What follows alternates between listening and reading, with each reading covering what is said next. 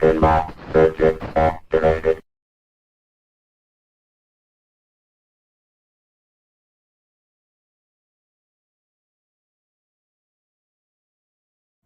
All right, Dolly's done. Show you the end result here. I don't have the back glass. The owner has the back glass, so you'll have to imagine. The stenciling came out nice. Those are new side rails. New buttons. This is a new door skin. The original had a hole drilled in it for a credit button. So I replaced that. I've got new chrome legs.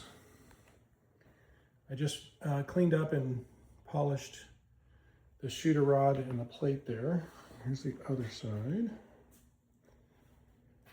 And show you inside. Got pretty much all new boards.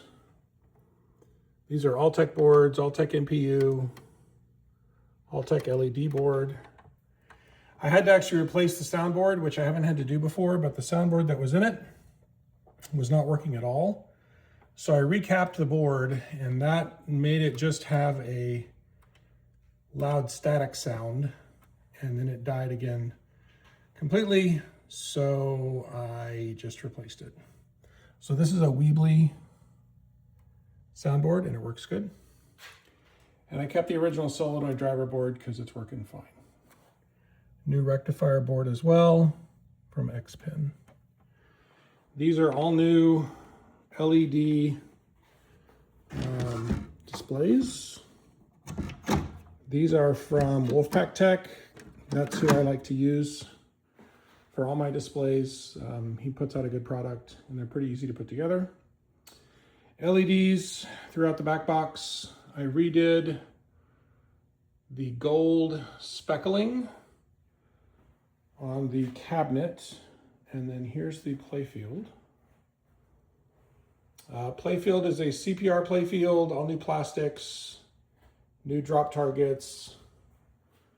All of the stand-up targets have been replaced with new pop bumper caps. The original has a black one here, the black stars.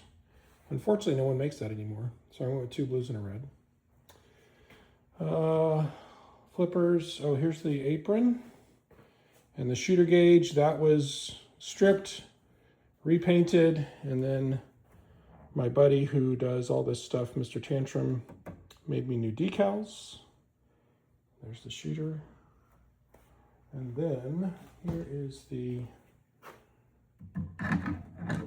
you'll have to imagine, because I don't want to open the door. But once you get the glass on it, that's the lockdown. So there you go. All done, ready for back glass and to go back into the arcade. I think it came out really nice. I'm really happy with the color scheme on the sides. I think the sort of a bluish purple that I chose and the dark pink look really good. If you look at the original pictures of this game, this is very close to what the original color was. So pretty happy with it. And next is going to be the next project, which is right there. Here's the underside.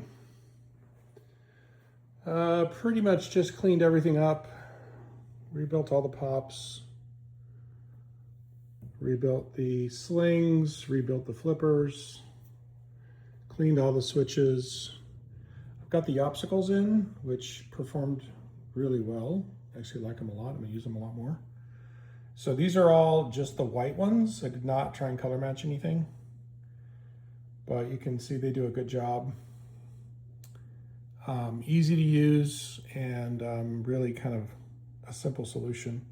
I did replace all of these stand-up targets. They've got all new diodes and capacitors. This kickout was just really cleaned. Yeah, so that's the backside. Oh, yeah, I forgot, just did this. So this drop, one of these brackets here that holds in the actuator arm, this little arm piece of it was broken. I don't know if you can see that very well, probably not, but there's a little finger here and it was broken.